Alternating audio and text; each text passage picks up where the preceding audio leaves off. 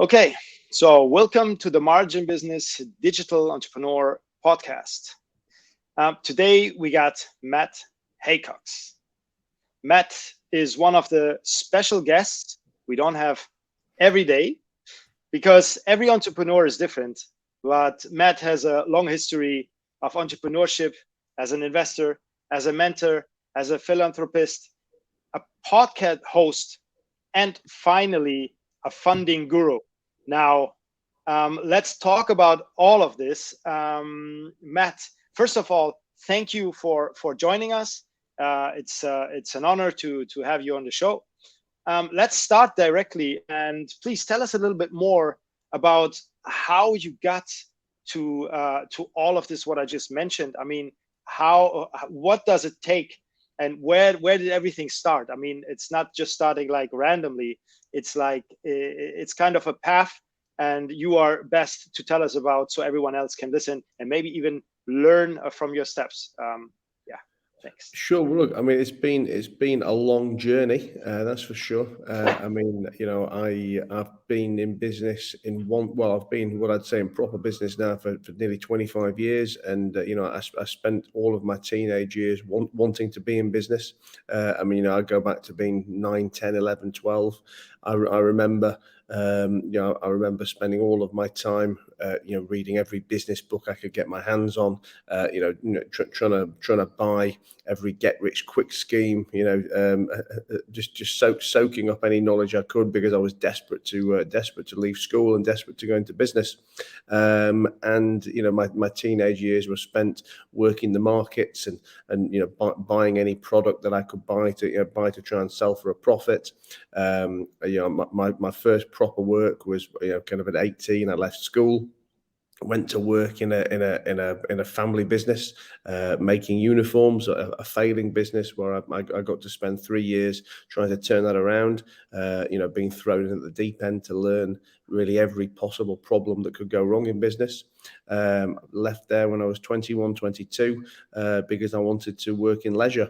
I never had any experience in leisure, but as a kind of a 21, 22-year-old guy, I thought, oh, it's going to be fun and make money. Shops, restaurants, property, all basically built on a mountain of debt, a very expensive, very short-term debt that I was kind of learning how to borrow. Come 2008, credit crunch starts to kick in. I was completely over leveraged. My business was undercapitalized, built on a house of sand, and ultimately went bankrupt and lost everything pretty much overnight. When I say overnight, I mean from, let's say, June, July of that year, everything looked okay, and by September I was bankrupt and everything was gone. And that kind of takes me through to being, 28 years old.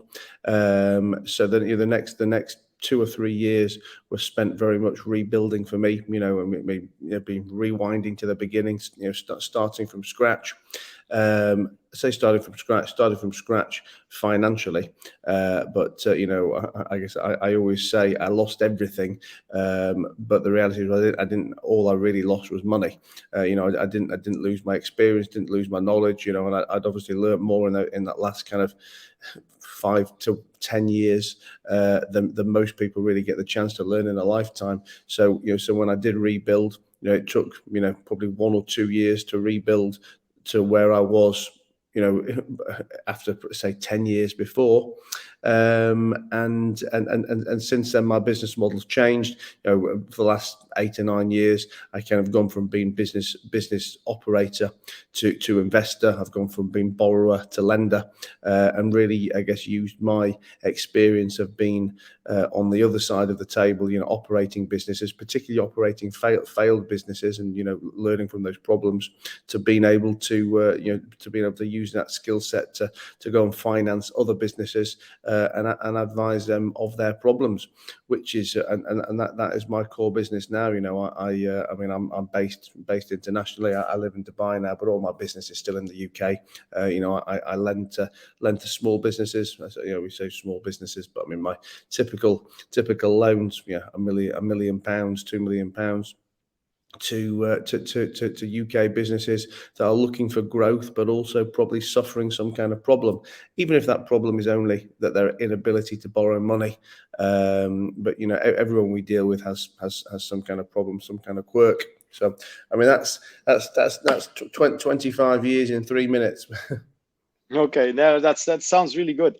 I mean, from your experience and everything, it's definitely something very interesting, very and very much to learn as well, because once you're bankrupt, you obviously know and you understand, um, most of the time, most of the people know how to, if that comes from crypto or something like that, if you go bankrupt obviously after lottery or after crypto or something like that, then it will be quite a problem to make this again, because you actually never really made it. Yep. So in your case, it was definitely something good. So you went on.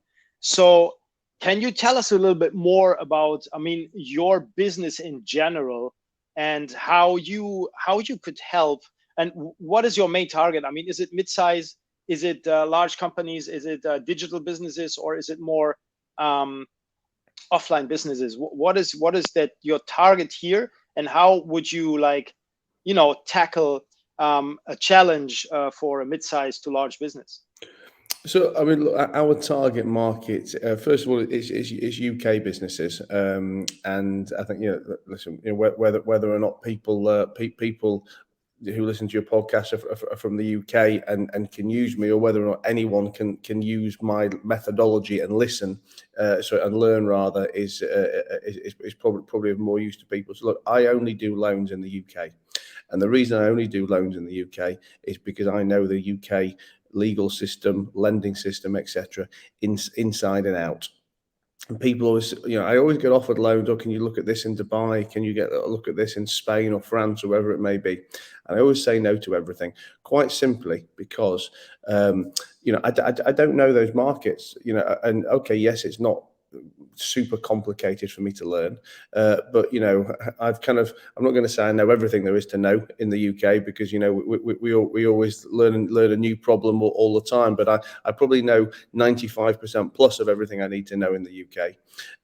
Whereas if I start to go into France or Spain or Dubai or anywhere else, I'm starting from the bottom. I've got no contacts, no lawyers, no accountants, no valuers. I don't. And again, okay, it's not super hard to get that, but it's weeks if not months. Then when I make the loan, it's very easy lending money, but it's very difficult to collect money. And if that loan goes wrong, what's the legal system like, to collect the money in each country? The answer is I don't know, but I can tell you that in the UK, it's a very clear, very defined structure that I understand, that I know that as long as I follow that process, I will ultimately be able to recover our money, as long as we've taken adequate security. I know for a fact that many other countries where we may take security over a property, we may give someone a mortgage, but the ability to take that house back is very, very difficult. And in Spain, for example, it could be 5, 6, 7 years to be able to take that property back, which all of a sudden this completely affects your business model. And I know I've taken this question off on a tangent, but I'm trying to make it more I guess, more of a learning experience for your guys. And I think the key thing is to stick to something you understand, and to do it for the long term, because there's always enough business to be had in the space you're in without getting distracted. Look, my loan book, between the different divisions we've got is 60-70 million pound of loan book. That's not huge by any stretch. It's as far as lending businesses are concerned, if anything, it's potentially quite small, but from that business, we can make very comfortably between £2 and £5 million a year off that lending book. and I've always got more deals that I'm being offered than I've got money to do. I mean, there's always more people wanting to borrow from me than there are people wanting to lend me. So why do I need to? I've got a nice sized business making a good amount of money with a system that I can follow, and I could follow that system from 60 to 70, 70 to 80 to 100. Probably to 2 to 3 to 4 to 5. That business could be 10 times bigger in the market that we're in, without needing to get distracted that I just don't know and understand. I don't need to go to Spain. I don't need to go to Dubai. I don't need to get involved in crypto or whatever it may be. And I'm not saying that any of those areas are bad. I'm not saying that any of those other businesses are bad, but I just don't know them. So obviously, you guys are into Amazon selling. If you're in that space, then stick to that space until you've absolutely saturated it, and you'll probably never saturate it. And again, I'm not here to talk against diversification. Look, there's always a point that that we need diversification, but I think for me, the mistake most people must make is diversify far too soon. Before they've gone deep enough on the thing that they kind of trying to learn or know and understand. So that's my little learning lesson from it all anyway. But yeah, what kind of to answer your original question, we lend to meet small medium businesses in the UK. We don't care what sector it is. What we do care about is that we have security. Okay. That security is hard asset security. It's normally property. It can often be plant and machinery or debtor books or anything along those lines, but we want something hard and tangible to go after if things go wrong, because like I said a minute ago, it's very easy to lend money, it's not so easy to collect it, and we want to have something that we can very clearly go after if it goes wrong. So hard assets, personal guarantees, all the things all the words that borrowers don't like to hear, because they like to know that, or they like to think that it's free money where a lender's taking all the risk and they don't have to take any risk. But no, I mean, we're there to support, but we want some serious leverage. Okay, understand. Thank you. Yes. Thank you for this Okay. reply. And so the last point you mentioned was that you explained to us the different possibilities of lending or investing. And what I wanted to say to this about this is that there's obviously in the different, for example, in Dubai or in different countries, there's different laws, there's different practices, and I prefer a lot the one what they do here in the UAE. That if you there's different types, but I prefer the ones when you invest with somebody or somebody invests with you, you go up with them or you go down. That's what it is. The same as if you buy a house here in the UAE, you invest, you take a 7-year plan. Obviously, it's a good good investment, if it works. But there have been cases where the project has been shut down, so you lose your money, and as well the builder lose the money. Everyone together loses. So I'm kind of into this. I know yours is another perspective, but this is as well a very good I think a very good practice to do it this way, kind of angel investor, but nobody loses. I think that the key thing for business owners to understand is that they need to put their balls on the line if they want to borrow money. I mean, yes. Look, it's a business, and even if we do our things right, we could still lose money.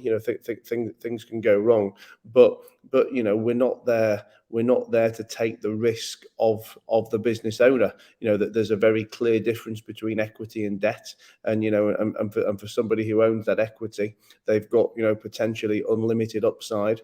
For somebody who puts in debt, that they've got very clear limited upside, and the risk profile therefore has to match that. If I'm making your business happen for you, and you've got the chance to earn, hundreds of thousands, millions, tens of millions, or whatever that number may be, and I'm making it happen for you, and I'm only limited because I am limited to what I can earn. I'm limited to earn 10%, 15%, 20% what I'm doing. Well, why am I going to do that for all the risk when you get all the upside?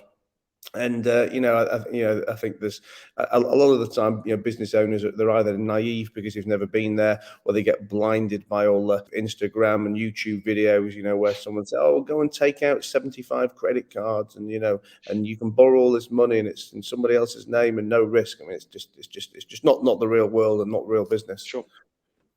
Yeah, it's true. It's true. I understand. It's just what I wanted to mention is that there is different possibilities, obviously different businesses, different practices, and yes, I mean, um, trying to get an investor or lending money is obviously is a big risk for everyone, especially now in our times, because money is not that much worth anymore as it was, and it's decreasing every day. So definitely a risky business, I would call it.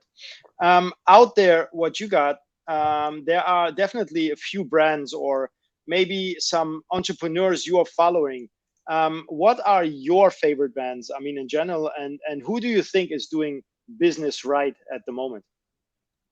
I mean, in terms of people I like to follow online, it's always hard to find people who I think are the perfect balance between well presented and good to listen to, and people who've actually done real business as well. Because invariably you've either got fantastic presenters, proper Instagram, YouTube salespeople who are either reading off a script or have never done it because they can't possibly have done it because they're 22 years old, 23 years old, whatever it may be, talking as if they've got 40 years of experience.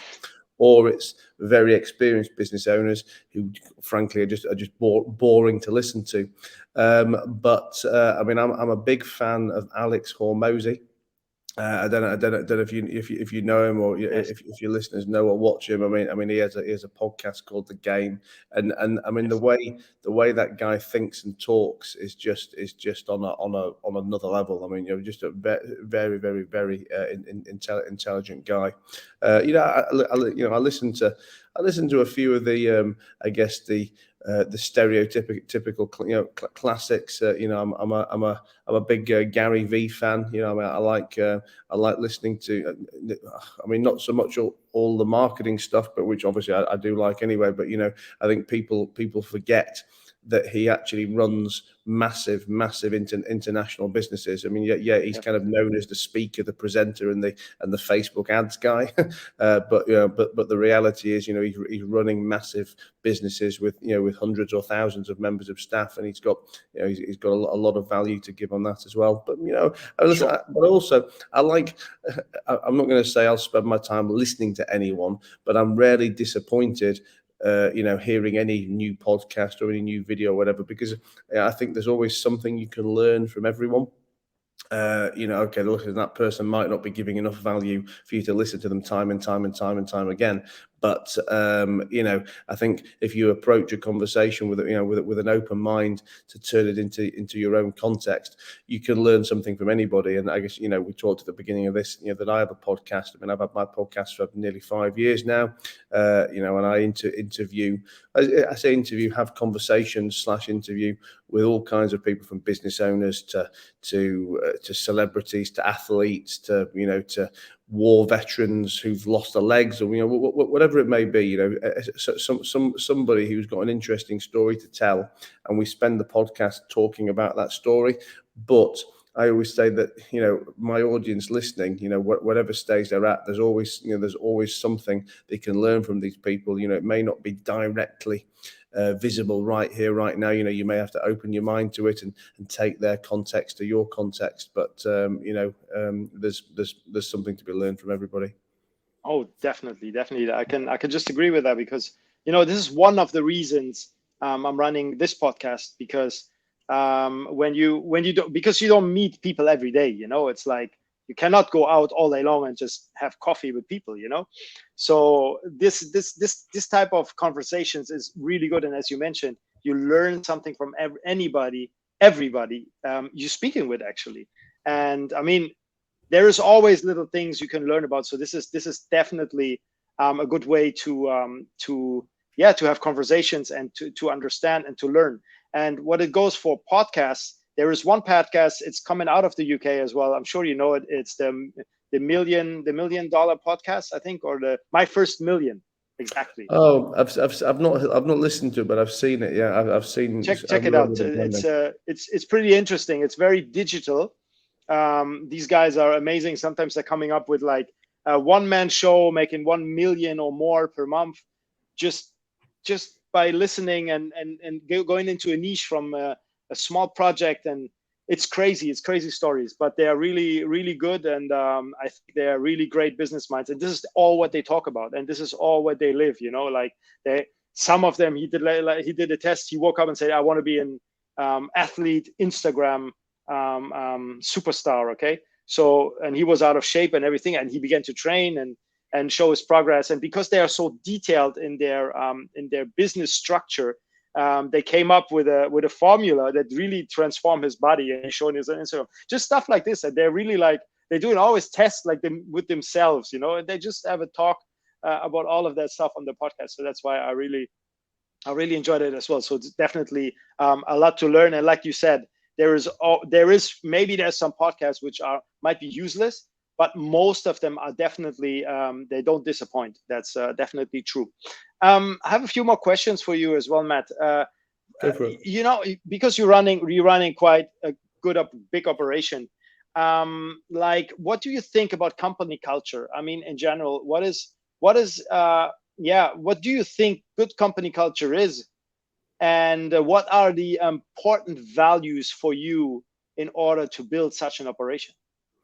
Well, I mean, the culture and the right staff is the kind of bane of my life. I mean, it's something that in 25 years of business, and I mean, multiple different operations, and I'm still learning and still getting wrong most times. I mean, I think that ultimately, the right culture is what suits you as a CEO, and what suits you, I guess, as your business model, and as an entrepreneur. Because I mean, you look at very different businesses that have got completely different cultures but are still very successful. I mean, you've got your businesses, I don't know, your Wolf of Wall Street type operations, where everybody's dragged through the door at 6 o'clock in the morning, and they're made to do a 2-hour workout and then beaten with a stick until they've made 1,000 telephone calls.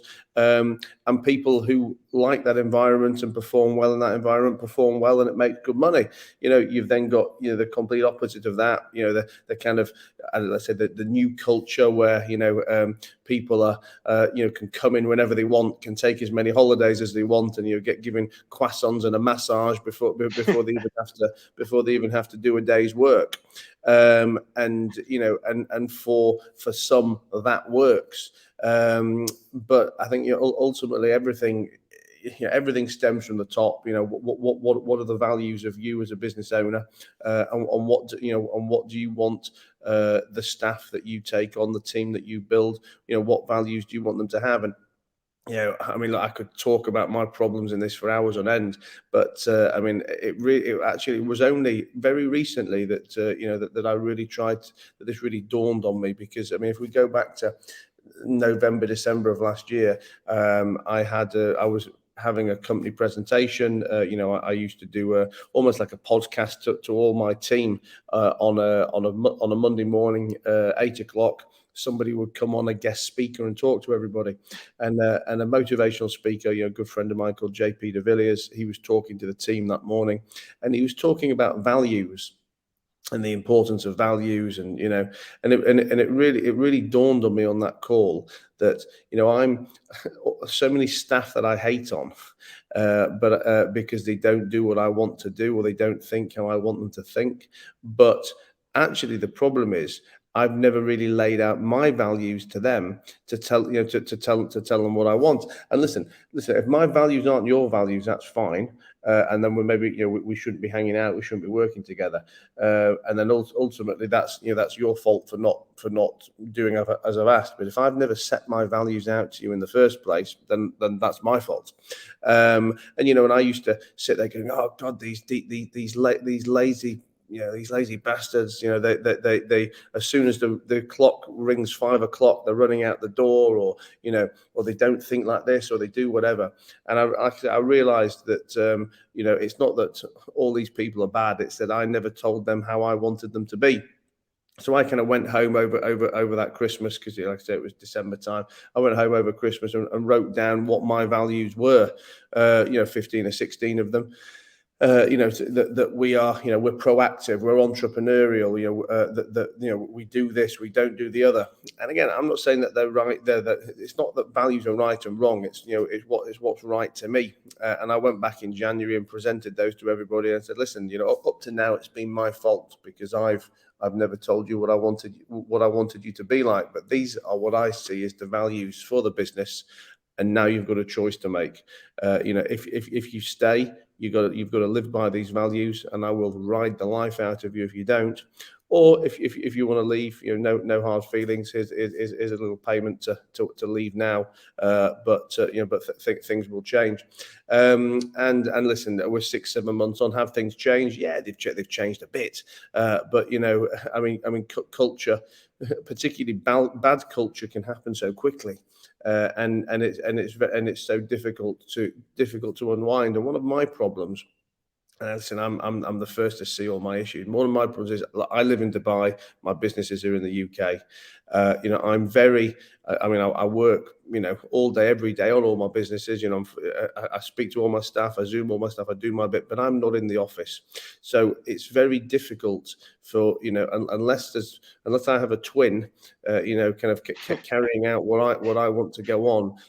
I'm always at the risk of the the people doing that. And the problem is, like in any team, you kind of default to the lowest common denominator, to the worst person, and when there's one person behaving in a particular way, if other people, even if they don't behave like him or her, if they allow that person to continue to behave like that, then it kind of ingrains into the culture, and it happens quicker than you ever think, and it takes longer than you can imagine to get rid of. And I think one thing I've been bad at doing over the years is I've been too slow to fire bad people, or I've made excuses to keep somebody who is potentially good at a job, but they're just a bad cultural fit. And now I've got no patience. If you're wrong, you'll be fired before breakfast, because I'm tired of the headache. I've been doing this for too long to suffer idiots. And B, I've seen just how detrimental on everybody it is. Because when you have one bad person, it is basically giving everybody else permission to behave like that person, because they think, oh, well, hang on, Matt's not fired Omar, therefore that must be okay, because otherwise you would have got rid of him. So that's that. Like I said, I could talk for hours and hours and hours and hours. Culture is everything. Culture is really the difference between success and failure, profit and loss. Getting something done well and getting something done badly. How you achieve that culture is the $1 million question. Sure. I completely agree. And culture is everything. I would even like to take this and put this as a quote of yours, and put it out there later on. And it would be great, to hear more from you, maybe at a later point. And culture is everything. And let's close this for today. And thank you so much for being here today, Matt, and giving us your story and your opinions, and as well explaining more about your business in detail. Thank you so much. No worries, Omar. Thanks for having me.